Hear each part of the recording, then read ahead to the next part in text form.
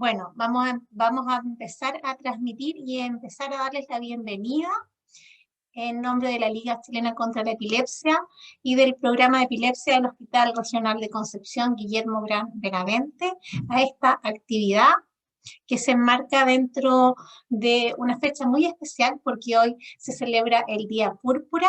Este día es en honor a la epilepsia y busca concientizar al mundo con respecto a esta enfermedad, disipar los principales mitos y temores que tienen las personas con epilepsia y también disminuir el estigma.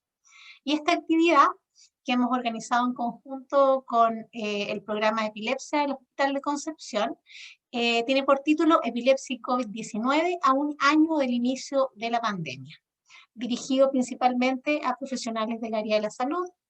Les quiero contar que hoy día vamos a tener estos expositores que nos van a estar compartiendo los temas que están programados.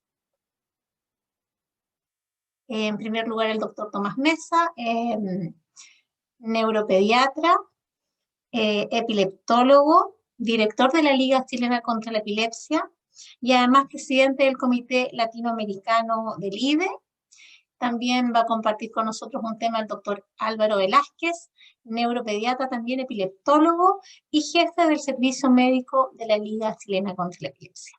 Especialmente darle las gracias también a quien organizó esta actividad y va a estar moderando la mesa redonda, a la doctora Carolina Muñoz, neuropediatra, epileptóloga y encargada del programa de epilepsia del Hospital Regional de Concepción.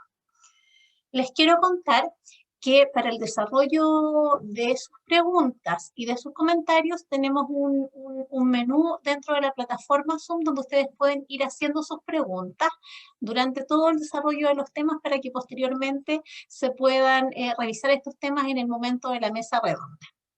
Ya, y para iniciar entonces voy a dejar de compartir esta pantalla y les voy a dar la bienvenida al doctor Álvaro Velázquez, que ya presenté, que nos va a presentar el primer tema del día de hoy, que se refiere a una introducción con conceptos sobre generalidades en epilepsia.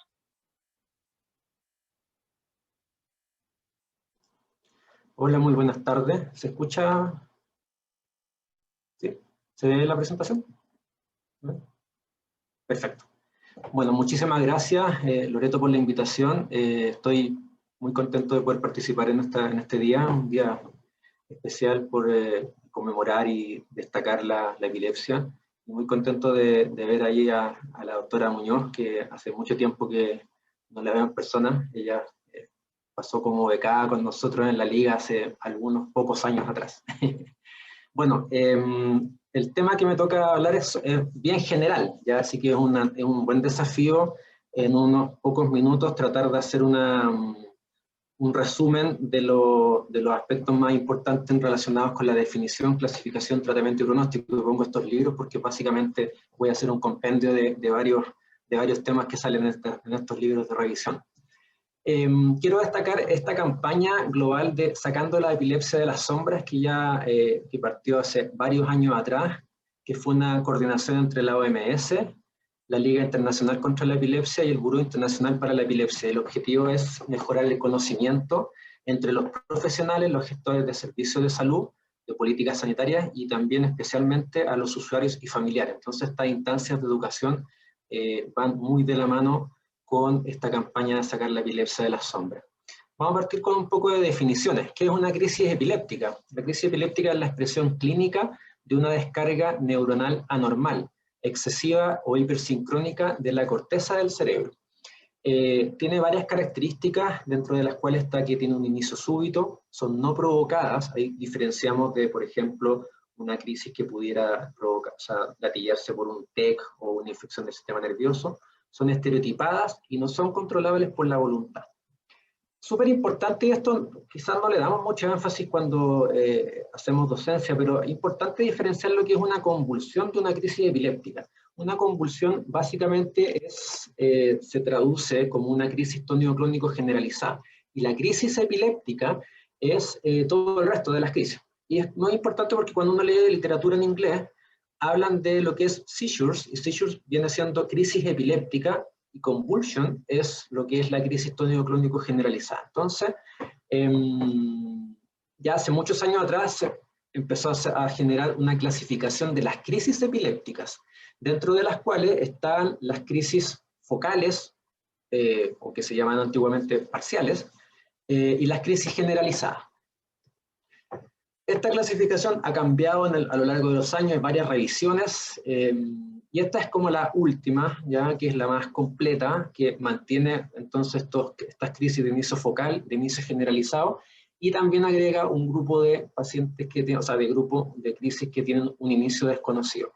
Y ahí las van separando entre las que tienen un inicio motor, no motor, si tienen conciencia, pérdida de conciencia, si pasan de focal a tónico clónico bilateral, las que son de inicio primariamente generalizado, y ahí hay un grupo súper amplio de crisis, desde la típica crisis convulsiva, la crisis tónica, las mioclónicas, y las que no tienen componente motor, donde probablemente la que más representa, la que mejor la representa son las crisis de ausencia.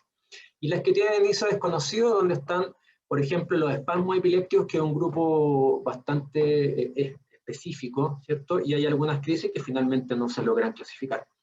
Voy a mostrarle un par de ejemplos. Este es un paciente que está hiperventilando durante un electroencefalograma. Entonces a este chiquitín le piden que sople, ¿cierto? Que aumente el intercambio gaseoso, y en un momento deja de soplar, ¿cierto? Adquiere una expresión facial distinta y empieza con un pestañeo rítmico, y hay una clara desconexión. Esa es una típica crisis de ausencia, que a veces puede tener algún componente motor mínimo, ¿cierto? Y ahí el paciente ya vuelve, por decirlo así, y habitualmente se extrañan, siempre quedan como con una expresión de raro, se sienten sentirse raros, porque como que les cambian el escenario en un momento. Esta otra chiquitita también está en un electro, ¿cierto? Ahí está hablando. Y vamos a ver, se ve bien el video, que y ahí tuvo una crisis con pérdida del tono, ya, o sea, la chiquitita tendió a caerse. Y la otra, esta es una paciente que también está en monitoreo y está avisando, ahí está con los familiares, los cuidadores, de una mirada perdida, ¿cierto? Elevación de brazos, hay un aumento del tono, ¿cierto? Extensión de las extremidades superiores, hay un grito ahí, no tenemos audio, pero queda claro que está gritando. Hay un aumento, una contracción generalizada, ¿cierto? Un aumento del tono generalizado, y posteriormente se empieza a agregar el componente clónico a la crisis convulsiva. Esta es la crisis, digamos así, tónico-clónico generalizada, que es muy característica y probablemente más de alguno de los participantes ha visto. Entonces, definida ya las crisis epilépticas, tenemos que definir lo que es la epilepsia. Es una condición crónica recurrente que está caracterizada por la aparición de 2 o más crisis no provocadas y en el plazo de más de 24 horas. Aquí tenemos que excluir pacientes que, por ejemplo, han tenido crisis de causa sintomática, por ejemplo, les decía hace un rato un TEC, una meningitis, ¿cierto? Un trastorno hidroelectrolítico. Esas son causas de la crisis, pero no se hace el diagnóstico de epilepsia. Por ejemplo, aquí la hipoglicemia en un paciente diabético. Ese paciente puede tener una crisis epiléptica, pero no tener el diagnóstico de epilepsia. También la clasificación ha ido cambiando en el tiempo, y aquí destaco y puse este artículo porque el segundo de los coautores, el doctor Carlos Acevedo, conocidísimo en el medio, ¿cierto? Chileno, y un tremendo orgullo que haya sido partícipe de la última definición, ¿cierto?, práctica de la epilepsia. Y aquí básicamente lo que plantean es que sea la definición, es una enfermedad de origen cerebral, ¿cierto?, definida como estas 3 características. La primera es que sean al menos 2 crisis epilépticas no provocadas, la segunda que sea una crisis epiléptica no provocada, con algún factor de riesgo para repetir crisis. Ya ahí en eso básicamente es alguna alteración del sistema nervioso a través de las imágenes o del electroencefalograma. Y el tercer punto que me quedo tapado es que el paciente tenga algunas características que hagan pensar en un síndrome epiléptico. Entonces, aquí está la clasificación antigua, aquí donde la clasificación del 81 tomaba mucho más en cuenta los síntomas, donde se originaba inicialmente la descarga cerebral. En el 89 consideraba el tipo de crisis, la edad y la etiología, y finalmente Esta es la última clasificación donde ya se hace como un análisis global, se incluyen entonces tanto el tipo de crisis como el tipo de epilepsias, se incluye la etiología, ¿cierto? Dividiéndola en estos 6 grupos. Incluye también algo súper importante que está muy al debe en las clasificaciones anteriores, que son las comorbilidades, que son muy frecuentes de ver en nuestros pacientes. Y también incluye lo que son los síndromes epilépticos, que es la parte de neurología infantil. Especialmente nosotros tratamos siempre de tratar de llegar a un síndrome epiléptico que nos permita hablar del pronóstico.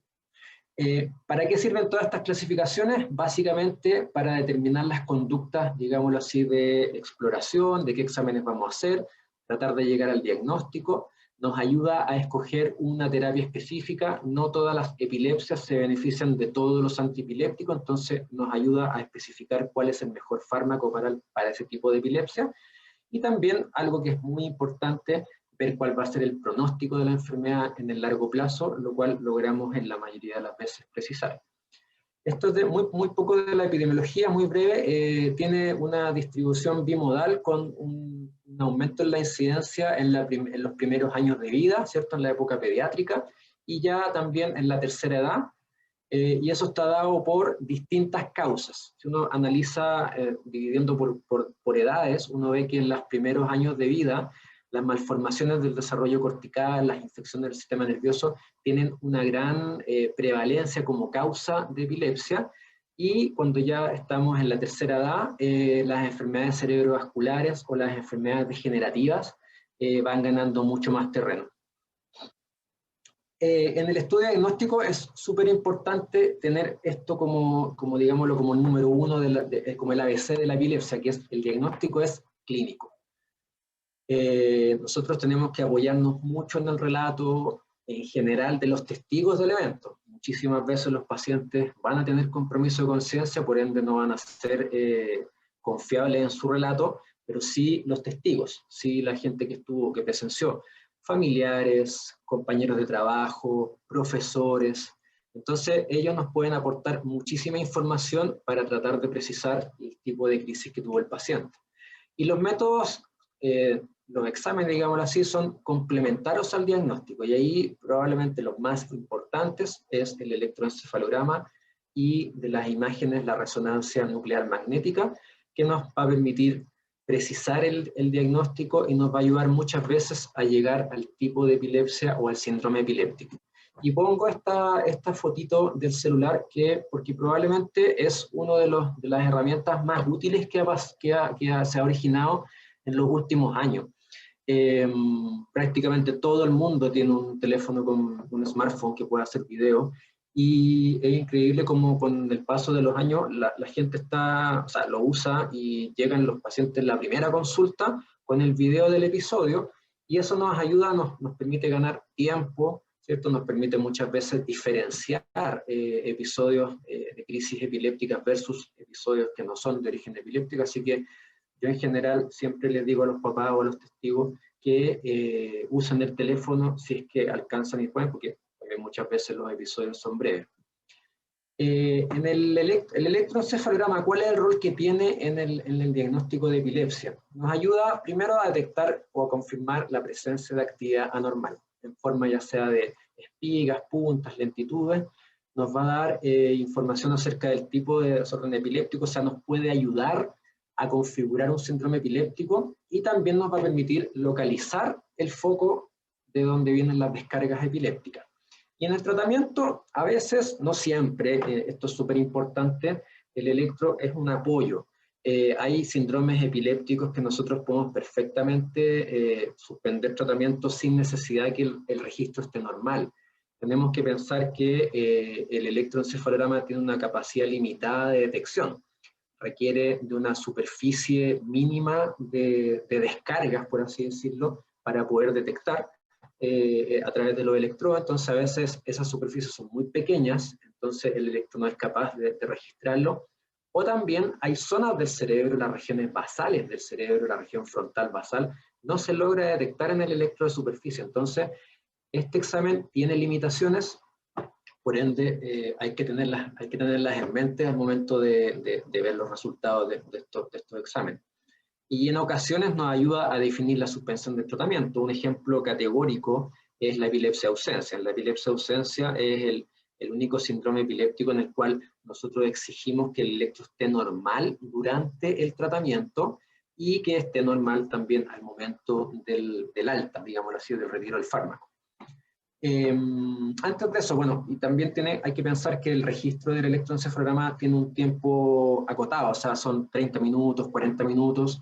Disponemos de algunas herramientas adicionales como es el video monitoreo electroencefalográfico, como es el holter de electroencefalograma, pero lamentablemente son exámenes que están muy limitados en términos están muy concentrados en las grandes ciudades, hay poca disponibilidad en regiones, lamentablemente, pero de cierta manera se está luchando para que pueda haber disponibilidad, sobre todo del video EEG, del video monitoreo, en hospitales, porque es una herramienta muy útil en el proceso diagnóstico de la epilepsia.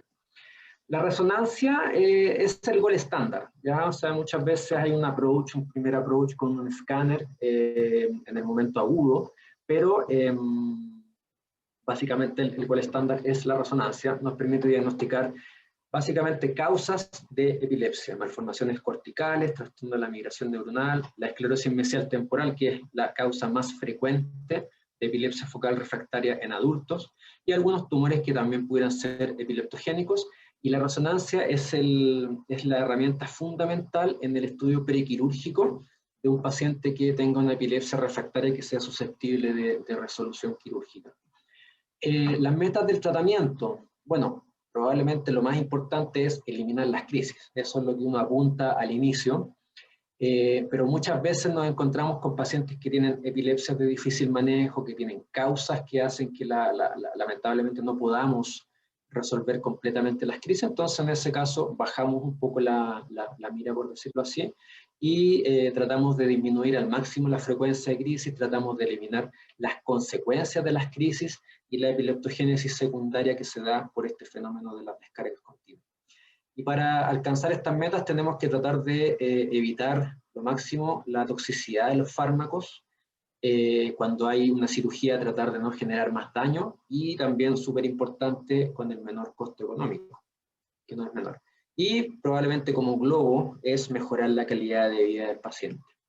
¿Cómo lo tratamos? Muy, muy general. Esto es multidisciplinario, siempre lo digo, no es solamente dar una pastilla, sino que es manejo del ambiente, ¿cierto? Manejar los factores precipitantes de crisis, llámese falta de sueño, ¿cierto? Llámese consumo de drogas, estilo de vida. Entonces, eso tenemos que abordarlo. Una de las patitas del tratamiento son los fármacos antipilépticos, súper importantes, pero no son la única herramienta que usamos. Tratamiento de patologías asociadas a las comorbilidades. Sabemos que los pacientes con epilepsia tienen mayor comorbilidad psiquiátrica, por ejemplo, tienen mayor tasa de trastornos del ánimo, en los niños tenemos más problemas de aprendizaje, entonces es importante abordarlo. El tratamiento quirúrgico reservado para pacientes con, en el contexto de un paciente con epilepsia refractaria. Somos un paciente que usó al menos dos fármacos bien usados por un tiempo adecuado y que no respondieron al tratamiento.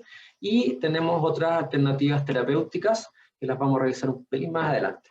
Entonces, el fármaco antipiléptico básicamente lo que hace es disminuye la frecuencia y severidad de las crisis en personas con epilepsia, trata los síntomas, no trata la condición de base. Tenemos que pensar que un paciente, por ejemplo, con una esclerosis tuberosa, el fármaco antipiléptico no va a tratar ya la esclerosis tuberosa ni tampoco la epilepsia, sino que lo que hace es básicamente frenar las crisis y, como sale ahí en rojo, no curan la enfermedad. Esto es un tratamiento del síntoma, que en este caso son las crisis.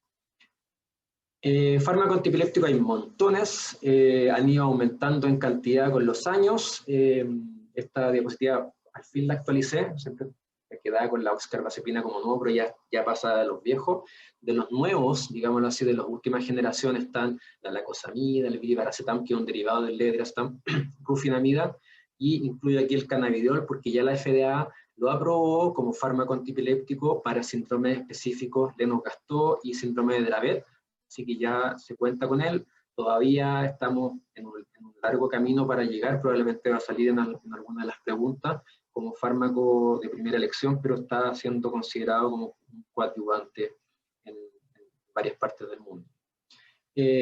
Cada tratamiento es a la medida del paciente, eso es súper importante, como les decía hace un rato. No todos los fármacos antiepilépticos le hacen a todas las epilepsias, por así decirlo, así que hay que tratar de llegar al síndrome epiléptico. Hay que tomar en cuenta la edad, el sexo, la escolaridad, la actividad laboral. Hay varios factores que uno mete en la juguera para poder decir cuál es el mejor fármaco para ese paciente, con una adecuada clasificación del tipo de crisis y tratando de llegar al síndrome epiléptico cuando podamos. Probablemente nos va a dar el resultado, un mejor resultado, y siempre partimos con un fármaco, siempre es monoterapia inicial. Aquí hay una secuencia de cuando tenemos un paciente recién diagnosticado con epilepsia, tenemos una probabilidad de libertad de crisis de casi un 50% con el primer fármaco, de ahí se aumenta con un segundo fármaco si no nos va bien, aumenta un 13%, y ya del tercero en adelante ya la probabilidad de libertad de crisis es muy baja, por eso el corte para definir refractariedad va desde el segundo fármaco, ¿ya? Otras terapias, hay de todo, dieta cetogénica, inmunoglobulina, y ya más del lado de la parte quirúrgica, el estimulador vagal y la cirugía, que podemos diferenciarla en lo que es la cirugía curativa, dentro de la cual está la cirugía resectiva o la cirugía lesional, y las cirugías paliativas, donde está la callosotomía, ¿cierto?, que lo que permite es disminuir la sintomatología, y hay la hemisferectomía también, una cirugía muy propia de la edad pediátrica, en el cual se desconecta un hemisferio y la indicación es muy precisa en patologías muy, afortunadamente, poco frecuentes. El pronóstico, muy brevemente, depende de la clínica, ¿ya? O sea, yo creo que ahí lo más importante es tratar de llegar al síndrome epiléptico, tratar de llegar a la causa, y eso nos va a permitir entregar un pronóstico. Y en globo, el 60% de las epilepsias de inicio en la niñez se mejoran, eso es globalmente, es decir, vamos diferenciando por grupo. Si separamos la epilepsia ausencia, probablemente es mucho mayor, pero si ponemos el síndrome de West, probablemente es mucho más bajo. Y en globo también el 70% de las personas con epilepsia controlan totalmente sus crisis con fármacos antiepilépticos y pueden hacer una vida normal, y ahí ese 30% que queda es el 30% clásico, que se describe como de epilepsia refractaria. Y ahí que, a pesar de todos los avances que han habido y todo el inmenso número de fármacos antiepilépticos que han surgido en el tiempo, se mantiene ese número bastante constante, al menos en los últimos 20 años.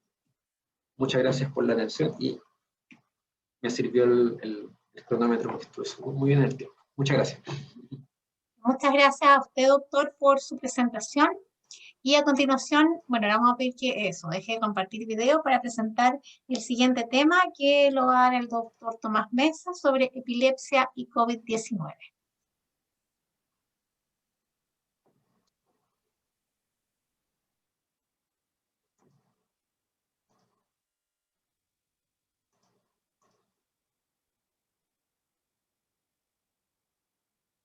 ¿Se está viendo? Sí, estoy tratando de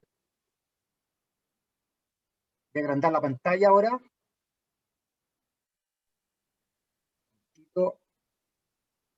Vamos. Como presentación, tiene que... Sí, estoy viendo dónde está el dibujito, que está tapado por otra cosa. Está tapado por el menú de Zoom. Puede mover el menú y lo va a ver.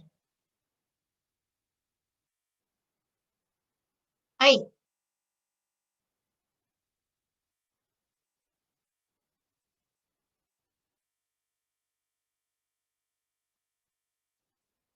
Ahí está perfecto.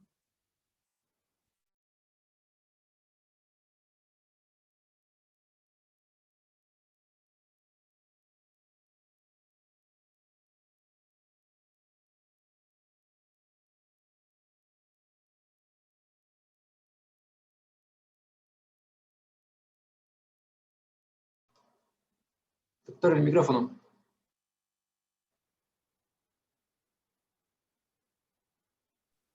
Doctor Mesa está en silencio en este momento, lo estamos viendo, pero no lo estamos escuchando. Ahí sí, muchas gracias por la invitación hoy día a participar en este día púrpura de la epilepsia. Agradecer a la Liga Chilena contra la Epilepsia y a la doctora Carolina Muñoz, que es coordinadora del programa de epilepsia en el Hospital Gran Benavente de Concepción. Entonces, se me encargó de poder conversar en estos breves minutos sobre el cuidado del paciente en tiempos de pandemia a un año del inicio de esta epidemia. Y para esto, entonces, en primer lugar, decir que no tengo ningún conflicto de interés, que hoy día estamos en el mundo. Esto viene de la OMS, donde las cifras totales hoy día dicen que hay 125 millones de contagiados en el mundo, casi 3 millones de fallecidos y recuperados 71 millones. Y en Chile, hoy día tenemos casi 1 millón de casos y fallecidos 22.500. Por lo tanto, para destacar que esto ha sido un gran desafío y en que estamos viviendo. Y el objetivo de hoy día es revisar los diferentes aspectos a considerar en el manejo de pacientes con epilepsia y su entorno en este contexto de la pandemia por COVID-19 después de estos años de inicio. Los expertos aseguran que tener epilepsia no aumenta el riesgo de contraer coronavirus. Eso es lo primero que quisiera dejar bien establecido. El problema para el equipo de salud hoy en día es que nos hemos enfrentado a montones de webinares sobre los efectos terapéuticos, tóxicos de la epilepsia y el COVID y de otras enfermedades, y nos atormentan entonces cuál poder elegir. Y para esto entonces es una preocupación más a todo el equipo de salud. ¿Cómo podemos ir manejando esto? Y sabemos que en junio del 2020 había de COVID-2 más de 10 millones de personas en el mundo y continuaba creciendo, como vimos las cifras recién expuestas.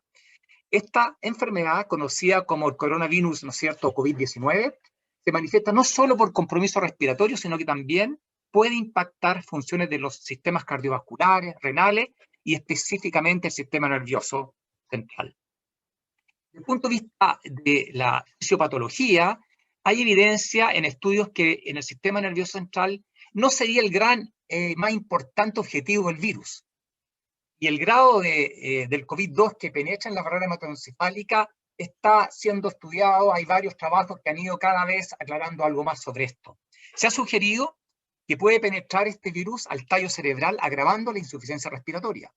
Por otro lado, hay otras manifestaciones neurológicas, incluidas las convulsiones en la enfermedad grave o etapa terminal de este virus, probablemente que reflejen una hipoxia, una encefalopatía o una encefalitis relacionada al COVID-19.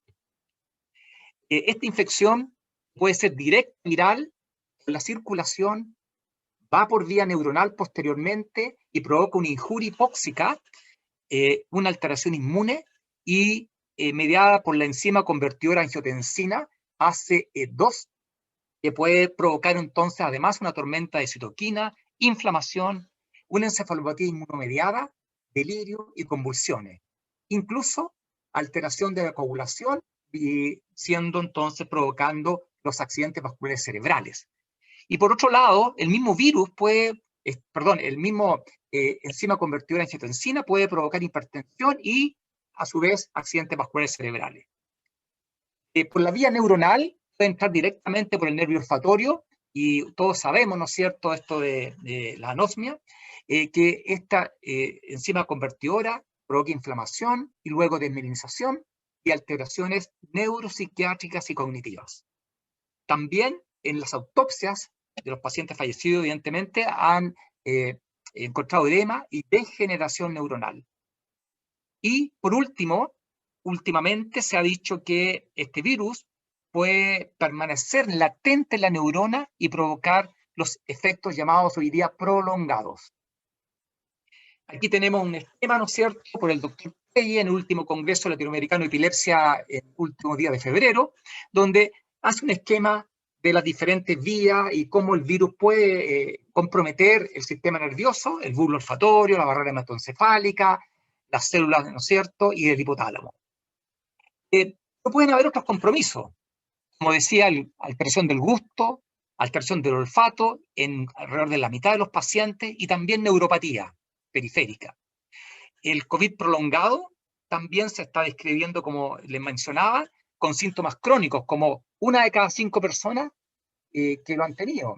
Fatiga, falta de aire, secuelas neurocognitivas, trastornos de sueño, dolores de cabeza, alteración del ánimo, alteraciones del sistema nervioso periférico en un poquito más de 1/3, alteraciones de la atención, memoria y funciones ejecutivas. Complicaciones específicamente neuropsiquiátricas, un 10% de ellos. Aquí tenemos entonces lo que he llamado los efectos de la tercera ola, cognitivos y neuropsiquiátricos post-COVID-19. Y aquí tenemos entonces un esquema donde dicen a corto plazo, a largo plazo, y las diferentes publicaciones, y vamos viendo que en el sistema nervioso central, entre el 25 y el 62% se compromete, y a largo plazo, alrededor del 10%. Estamos hablando nada más que el sistema nervioso central, y hay otros efectos, ¿no es cierto?, como ustedes pueden ver, como atención alterada, memoria también, en un porcentaje importante. La gran pregunta, ¿las personas con epilepsia tienen mayor riesgo al tener COVID-19? La verdad es que las personas con epilepsia no tienen más probabilidad de ser infectadas por el virus, eso en primer lugar. En segundo, no tienen más probabilidad de tener manifestaciones graves del COVID-19 porque tienen epilepsia. Los electros sabemos que no son característicos, y por ser una pandemia es necesario las consideraciones habituales de una pandemia en estos pacientes y en particular en ciertas precauciones. Aquí tenemos un electroencefalograma publicado por Porcini el año pasado, donde muestra una lentitud difusa y falta de reactividad a los estímulos. Y este es como lo más, que es muy inespecífico. Por otro lado, en nuestro laboratorio, colegas describieron una lentitud generalizada también, y sobre todo cuando había cáncer en esta persona, una comorbilidad evidentemente, y petición de electroencefalograma, a la tercera semana se asociaba a mayor mortalidad. Los factores de riesgo de empeoramiento de crisis en pacientes con epilepsia durante esta pandemia son la politerapia de fármacos antipilépticos, sería varios fármacos en su uso, la pobre calidad de sueño y las dificultades en el seguimiento de estos pacientes. Por lo tanto, la atención de los pacientes con epilepsia, como decía el doctor Velázquez muy bien, tiene que ser una atención global, preocupados por la calidad de vida y no solamente de las crisis epilépticas. Sabemos que él no mencionaba que alrededor del 70% no son fármacos resistentes, y los fármacos resistentes van a haber problemas de ellos porque van a haber muchas veces postergación de las cirugías, por este problema de camas, los estimuladores vagales y otros, alteración de los controles en ellos por falta, ¿no es cierto?, de seguimiento por los médicos que no están en ese momento que están impedidos de atender, y por la cuarentena, evidentemente, y la dieta cetogénica también, que son uno de los que nombraba el doctor Velázquez también, poder tener los insumos y los controles en esta situación de pandemia.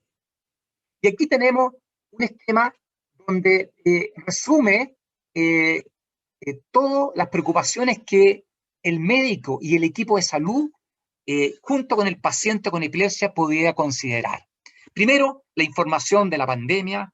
No me voy a detener en detalle de esto porque no tenemos el tiempo, pero los gatillantes, las comorbilidades asociadas, el autocuidado del paciente con epilepsia, los problemas económicos que encierra esto, tener o no tener rutina, los escolares, qué va a pasar con los colegios, el deporte, cómo hacerlo, cómo poder hacer deporte, que es tan bueno para la mente y para el cuerpo, cómo manejar las crisis, lo mismo decía el sueño, la vacuna, tanta preocupación para los pacientes con epilepsia, ¿podemos vacunarnos, no podemos vacunarnos? Una consulta que habitualmente, diariamente nos hacen. ¿Qué pasa con la familia de ellos, su entorno, el espacio, la casa, los que elaboran, cómo hacerlo para preocuparse, ¿no?, para tener los medios, ¿no es cierto?, para alimentarse y la vida misma, los aspectos psicológicos, en lo social, cómo poder también cuidarse de eso, cómo poder seguir la atención médica, la telemedicina, los medicamentos, y todo esto entonces es una preocupación del equipo médico que tenemos que ir viendo. Y vamos a ver algunos de estos aspectos, y aquí entonces, próxima, la atención médica. La sabemos que ha sido modificada. Hay gran reducción de la disponibilidad de horas y de atención médica. Creíamos que iba pasando, pero hoy día vemos cómo estamos hoy día en Chile de nuevo. Los cambios del concepto de la práctica estándar médica, y hoy día hemos variado, no estamos muy disponibles, está la telemedicina, como decíamos, y los objetivos del manejo es reducir la consulta médica ambulatoria, las consultas al servicio de urgencia y las hospitalizaciones, proteger al paciente del riesgo de infectarse y reservar los recursos para pacientes con mayores necesidades. Por otro lado, se recomienda mantener un stock adecuado de fármacos y de medicamentos. Se ha dicho que alrededor de 3 meses, no más allá de eso, y para no estar yendo y saliendo a cada rato y haciendo largas colas a veces para poder conseguir el medicamento, y si es que los hay, y si es que la farmacia está abierta. Poner cambios en las terapias, por ejemplo, el retiro o reducción de FAE, digamos, dejémoslas para el segundo semestre o el próximo año, si es que es posible. Ojalá. Cambios de parámetros de estimuladores, no hacerlos ahora, que podría provocarle un estatus y tener que hospitalizarlo en una situación muy difícil. La dieta cetogénica, lo mismo. Y la cirugía electiva, evidentemente, postergarla. Sabemos que hay equipos on-off, han estado, nosotros, equipo médico, de repente va 15 días sí, 15 días no, y tener en cuenta el foco de comorbilidad, especialmente en salud mental, la ansiedad y la depresión, que muchas veces los pacientes con epilepsia la tienen, pero sobre todo ahora, en esta situación. Y los niños, considerar la dificultad del aprendizaje, los que tienen, los trastornos de déficit atencional y el desarrollo, cómo lo vamos a manejar estos pacientes que además tienen epilepsia. Bueno, la atención médica ha sido modificada, entonces, dar mayores cuidados en el hogar, y para esto, tener un plan de emergencia en las casas. Disponibilidad de medicamentos de rescate, consultar bien a su médico, cuáles usar, la dosis adecuada para ello. Quizás podría requerir bajar el umbral de la indicación de estos medicamentos, estipular cuándo consultar realmente y evitar los gatillantes de crisis. Por lo tanto, repasar el manejo también de las crisis. Y aquí, en la Liga, tenemos un muy buen video donde ustedes pueden consultar el manejo de la crisis de epilepsia. Atención médica, reforzar las medidas de manejo general, los hábitos de sueño, es muy importante, la privación de sueño, como decía el doctor Velázquez, es muy importante, el uso de pantallas, también no exagerar, las rutinas fundamentales, porque ahí va, ¿no es cierto?, lo que es la ingesta de los remedios, la alimentación y el ejercicio, y el consumo de alcohol y drogas. Y por último, la telemedicina. Ha llegado para instalarse, obviamente no con la gran presencia de hoy día, pero es un excelente medio de atención, ojalá con cámara, obviamente hacer una consulta como corresponde, y neuroimágenes, posponerlas salvo sospecha de urgencia. Preferir los exámenes ambulatorios, evidentemente, no hospitalizados, y el electroencefalograma, intentar diferir, si fuera posible, preferir lo ambulatorio y, evidentemente, nada más que considerar lo más urgente, como son los estatus epilépticos, la encefalopatía epiléptica del sueño, como se llama ESES, o las crisis convulsivas, no convulsivas, que muchas veces son tema de difícil diagnóstico diferencial, y evidentemente los espasmos infantiles son una urgencia que tendrían que consultar. Cuando necesario un monitoreo electroencefalográfico, la verdad es que ojalá postergar cualquier hospitalización, y evidentemente cualquiera de las que mencionamos antes podría a lo mejor requerir uno de estos estudios. El sueño, como nombrábamos, muy importante considerarlo, el cuidado de esto. Aquí el doctor Brun, en un webinar que tuvimos el año 2020 en el Congreso de la Somnia, o Sociedad Infantil de Psiquiatría y Neurología, nos decía que el gran problema de la privación de sueño en los niños es los papás que no ponen los puntos sobre la I. Y es muy importante entonces que haya una rutina, un esquema por parte de la familia. También los medios audiovisuales, tratar de usarlo en lo posible adecuadamente. Y aquí hay unas publicaciones donde el doctor Bruni decía que el 86% de adolescentes duermen con el teléfono en su pieza y debajo de la almohada. Por lo tanto, pueden ser privados de sueño en cualquier momento y tener un mal sueño. Y si tienen epilepsia, evidentemente privarse. En educación, ¿cuáles serían las sugerencias? Restringir el ver o leer noticias de la pandemia. Hoy día prendemos la televisión y estamos llenos de noticias de lo que está pasando y que nos puede evidentemente alterar y ponernos ansiosos. Apreciar noticias solo confiables y que sean prácticas. Obviamente ver noticias a ciertos horarios y no más de 2 veces al día, porque si no nos encerramos en eso. Y, por ejemplo, ver los reportes más adecuados, ya sea de la OMS, de la IAE o del IDE, que son cosas confiables, y eso es muy importante tenerlo en cuenta. Los gatillantes de las crisis epilépticas también, evitar en lo posible la fiebre o manejarla rápidamente, las dificultades para comer o beber, porque también vamos a tener que alterar la ingesta de medicamentos, y dificultades para dormir adecuadamente. Y la toma de medicamentos en forma regular. Sabemos que 1 hora antes, 1 hora después de la que habitualmente hacemos es lo que se acepta habitualmente. Son los medicamentos, el manejo de la fiebre con paracetamol y ibuprofeno. Acuérdense que hubo una gran discusión de la evidencia de que el ibuprofeno estaba prohibido y la verdad es que nada se comprobó de eso. Los síndromes epilépticos gatillados por fiebre, por ejemplo el síndrome de Dravet, hay que tenerlo muy en cuenta y ser muy precoz en el tratamiento de ello, y evitar la pseudoefedrina y difenhidramina que podrían agravar las crisis. En relación a los medicamentos, la fenitoína, el fenobarbital y la carbamazepina podrían incrementar el clearance de antivirales como el lopinavir y el ritonavir. Y la fenitoína reduce 30-50% estos antivirales. Por lo tanto, hay que tener cuidado porque también pueden reducir concentración sérica de los esteroides en un 30-50%. A su vez, el ritonavir aumenta los niveles séricos de carbamazepina y reduce los niveles de la motrigina casi hasta la mitad. Entonces, hay que considerar en la selección de FAES la interacción con otros medicamentos y especialmente con los antivirales.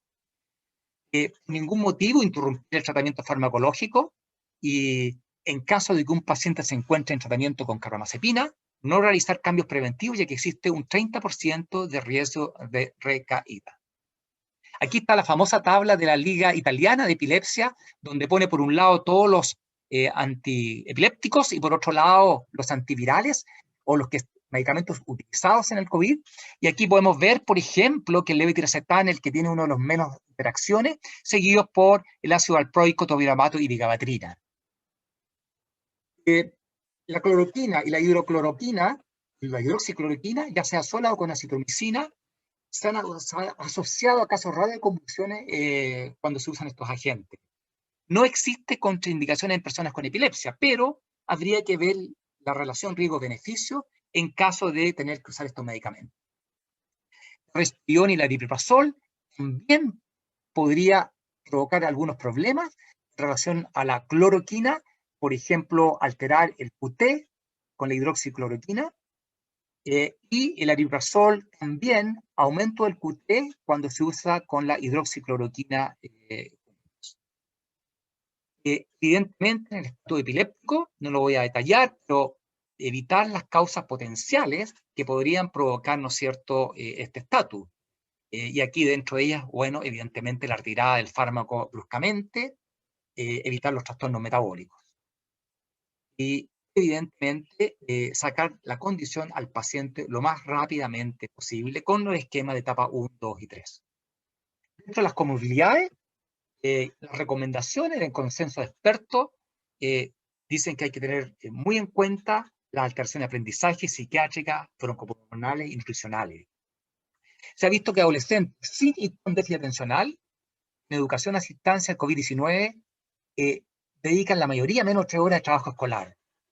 Y los que tenían apoyo escolar, la mayoría dejó de recibirlo durante la pandemia. Y los madres con hijos con síndrome de déficit atencional tenían menos confianza y apoyo del aprendizaje, tenían menos rutina. Y se relaciona a la comunicación fundamental para permanecer emocionalmente bien. ¿Cuáles son las sugerencias? Mantener una comunicación regular con los seres queridos, por fono, por redes sociales, compartir los temores y preocupaciones con personas confiables y ver foros de gente con epilepsia, y esto es muy importante y ayuda mucho. Ayer había un foro de jóvenes con epilepsia que tuvimos con la Liga y la Juventud. El autocuidado físico, psicológico y emocional es muy importante estar organizado para procurarse los alimentos, movilización y ayuda de salud, tener stock de medicamentos, como decíamos, los ejercicios diarios muy convenientes y mantener horas y horarios de sueño adecuados. Y mantener la mente activa con hobbies, con lecturas, si fuera posible. Aquí en salud mental, la OPS y la OMS tienen algunos documentos que uno podría consultar, como ustedes ven ahí en la pantalla. En el mundo emocional, también tuvimos un webinar sobre los trastornos emocionales en diciembre de 2020, donde la ansiedad jugaba un rol importante, y aquí las tenemos como familia, una enfermedad crónica que es la epilepsia, y había que estar atento, la vivencia del duelo, la gestión emocional, la revisión de pautas de crianza y el medio social y discriminación. En deportes, no voy a dar más en esto, pero hay muchas publicaciones donde es importante poder hacerlo. La mantención de relaciones adecuadas con la familia también. No pasamos tanto tiempo juntos como lo que estamos haciendo ahora, en confinamiento. Conversar, compartir, turnarse, evitar las discusiones, compartir toma de decisiones importantes, tratarse adecuadamente. Y había algunos tips, como uno, si se enoja, contar hasta 10 y luego respirar profundo. Y ojalá a los niños también apoyarlos en este área. La rutina es muy importante en la cuarentena. Planificar la semana que viene, identificar los objetivos, utilizar cajas de medicamentos y alarmas para la toma de los remedios y hacer los listados y anotaciones para que la memoria no nos juegue en contra. La tercera ola, que son los efectos prolongados, estar atentos a estos efectos prolongados, especialmente neurocognitivo y psiquiátrico. Tratar de consultar, ya sea por telemedicina precozmente y con un manejo multidisciplinario. Hoy día que está tan de moda, el Pediatric Inflammatory Multisystemic Syndrome, que también conocido PIM, ¿no es cierto? Y que afecta a niños de edades variables, a algunos adultos también, pero que habitualmente en mayores de 5 años se manifiesta 15 a 3 semanas después de haber estado, o un mes después de haber estado contagiado con coronavirus. Ustedes pueden ver aquí, ¿no es cierto?, los dolores de cabeza, el rash, la conjuntivitis, las disfunciones cardíacas o síndrome que podrían ser fatales.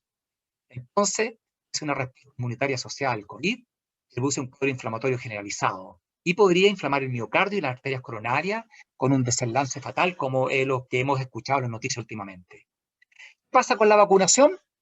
Hoy en día no hay suficiente evidencia científica que sugiera padecer de epilepsia esté asociado con un mayor riesgo de presentar efectos secundarios tras la vacunación del COVID.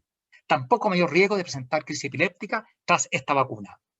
En resumen, quisiera entonces destacar que hay modificación de la atención estándar, que hay que estar atento a la interacción de medicamentos, hacer la rutina, física y mentalmente estar activo, limitar las noticias, identificar las noticias confiables, estar en contacto con los demás, con los pares, tener una adherencia a los fármacos y considerar los efectos prolongados, especialmente neuropsiquiátricos. Por lo tanto, en este gran dilema que teníamos ya podemos enfocarnos mejor y no esperar que nos tengan que regalar cosas para poder dedicarnos a un webinar especial.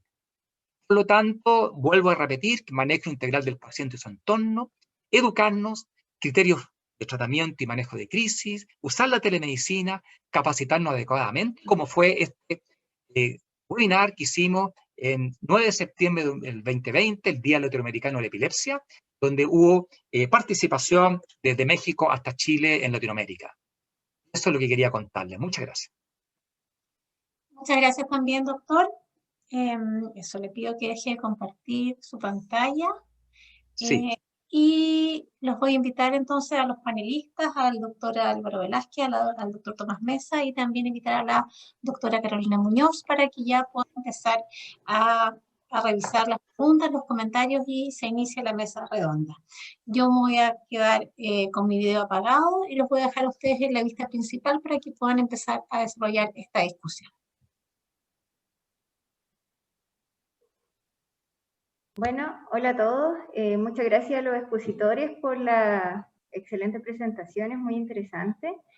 Vamos a empezar con la ronda de preguntas, con la mesa redonda, así que se abre el chat de preguntas para lo que quieran ir preguntando en sus comentarios. Nos preguntan acá, pregunta abierta, consultan con todo lo que se está viviendo, que los niños y trabajadores están más expuestos a pantallas, si se incrementa la presencia de crisis o que una persona puede padecer epilepsia.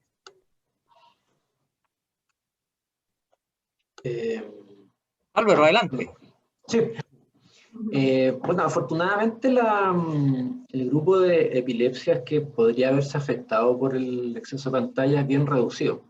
Son básicamente las epilepsias fotosensibles, que es un grupo bien reducido dentro del espectro de las epilepsias. Entonces, efectivamente, la mayor exposición a pantallas podría generar crisis, pero eso en un porcentaje muy bajito de los casos.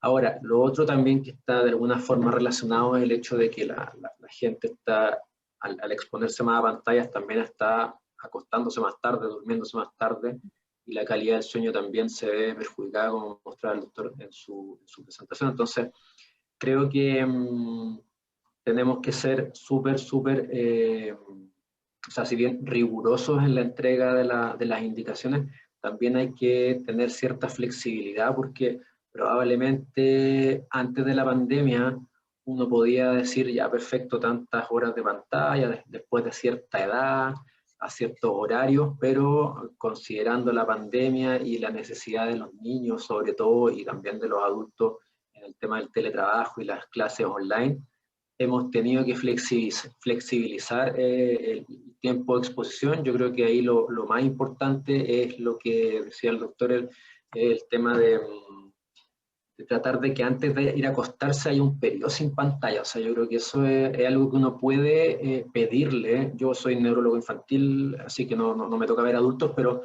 en general eso es una medida que uno podría tomar. Y lo otro importante, que eso se lo aprendí a la doctora Weissman, que es el tiempo sin pantallas. O sea, yo encontré un concepto súper interesante. O sea, reservar tiempos del día que no hayan pantalla, o sea, que eliminamos la tele, el computador, y también permite mejorar la calidad de la relación del grupo familiar. O sea, uno ve, lamentablemente, así como la telemedicina llegó para quedarse, yo creo que el celular y el smartphone también. O sea, entonces hay que tratar de lidiar con eso, y yo creo que el concepto de tiempo libre sin pantalla, yo lo encontré muy, muy bueno, así que también lo estoy aplicando como una indicación a los pacientes. Sí, Álvaro, doctora, yo quisiera agregar, y toda la razón, lo que ha dicho Álvaro, que hay dos cosas. Uno, yo habitualmente divido y le digo a los papás en relación a lo que decía Álvaro, que el tiempo de colegio en pantalla es muy diferente al tiempo recreacional en pantalla. Y que todos los estímulos estos de video a frecuencias altas podrían, en algunas gente con epilepsia, alterar sus crisis, o sea, producir crisis. Pero es muy importante, lo que decía también el doctor, es que en la noche yo les sugiero a los papás, primero que den el ejemplo, y segundo, que retiren todos los aparatajes electrónicos, redes sociales, de la pieza de los jóvenes, de los niños, y que los carguen afuera, en un determinado lugar, y que no estén, como decía el doctor Bruni, el 90 y tantos por ciento, 80 y tantos por ciento debajo de la almohada o en la mano del celular cuando están durmiendo. Entonces, es muy importante esa rutina, y que sea por parejo en la casa, porque si no, van a decir, mire, como mi hermano o como mi papá, incluso. Básicamente eso. Sí. Bueno, muchas gracias. En respecto a eso también, acaban de hacer otra pregunta, Diana. ¿Cuánto es el tiempo que podría recomendarse sin pantalla antes de ir a dormir? Un tiempo mínimo, yo creo.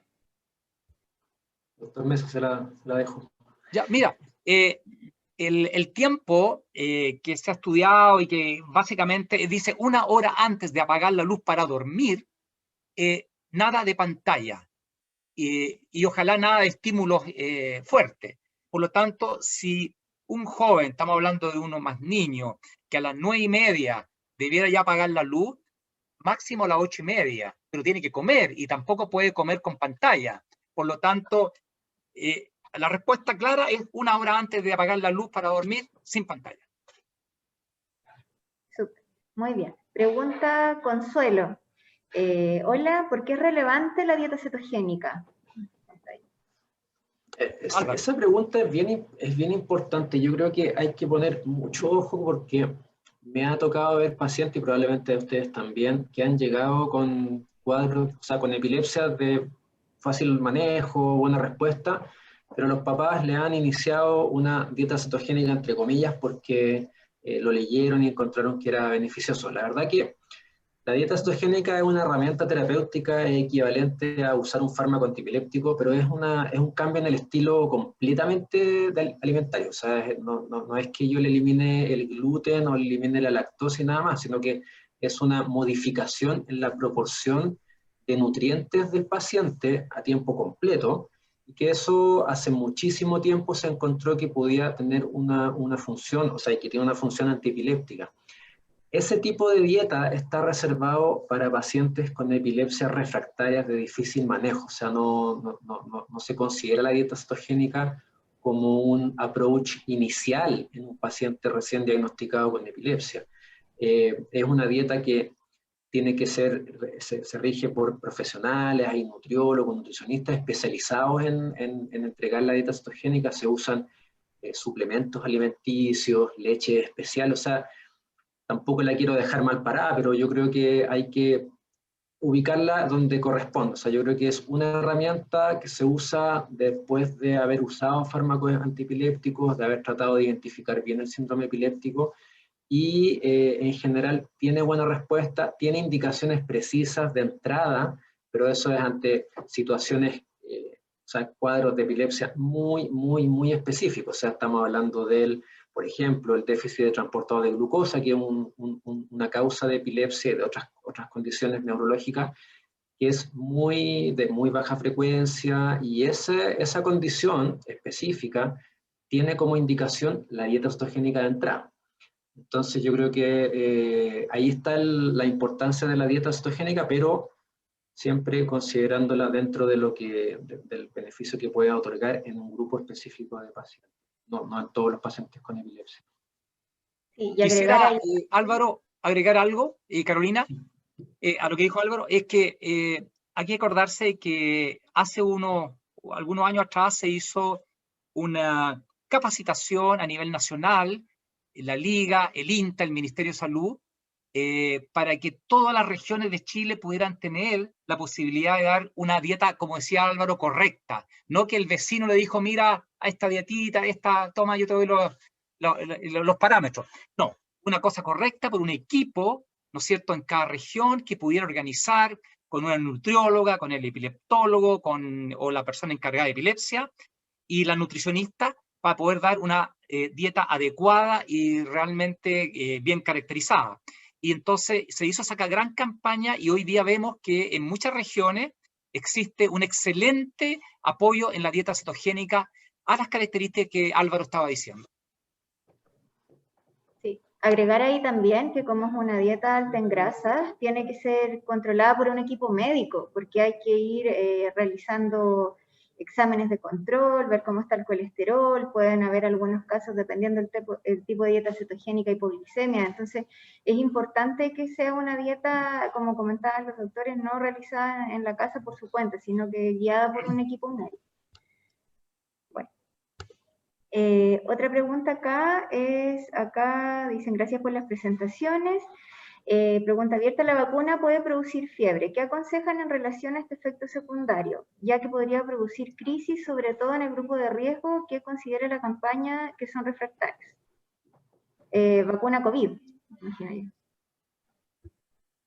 Sí, bueno, si quiere, bueno, en general la recomendación es que si llega a producir fiebre, o es una persona muy sensible, como he tenido mamás que me han dicho, doctor, mi hijo, la fiebre sube inmediatamente y tiene epilepsia y podría provocarle, es darle algún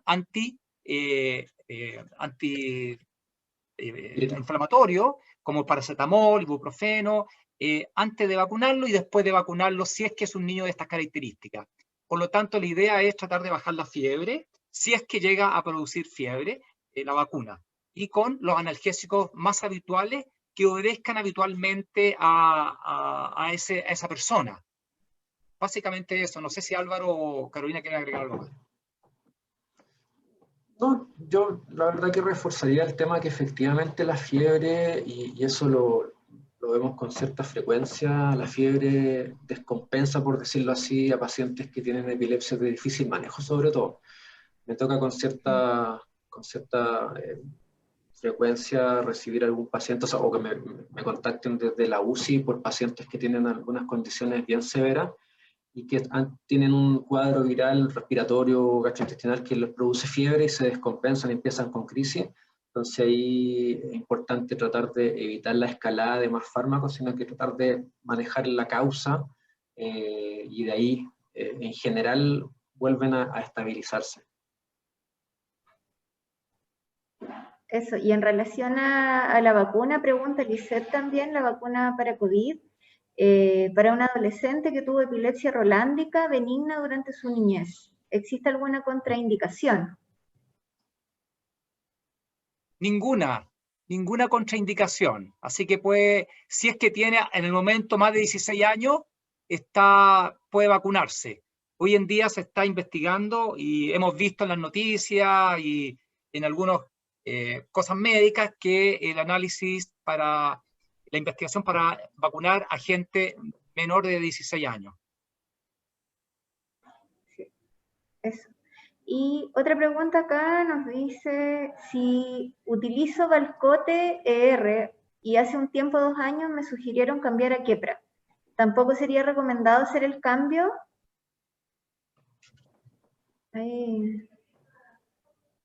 Respecto al tratamiento antipiléptico. Sí, mira, sí. Si quiere Álvaro, contesta nomás. No, es que yo creo que va en el contexto de la pandemia, o sea, esta situación, sí, no, directo. Ahora realizar un cambio de tratamiento, un ajuste.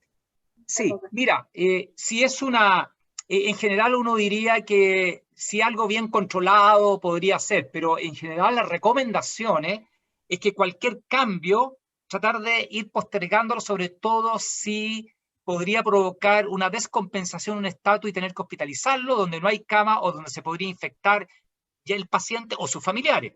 Por lo tanto, la idea es, si ha estado estable, yo diría que ojalá tratar de no hacer los cambios en este momento, y básicamente esa es la gran recomendación.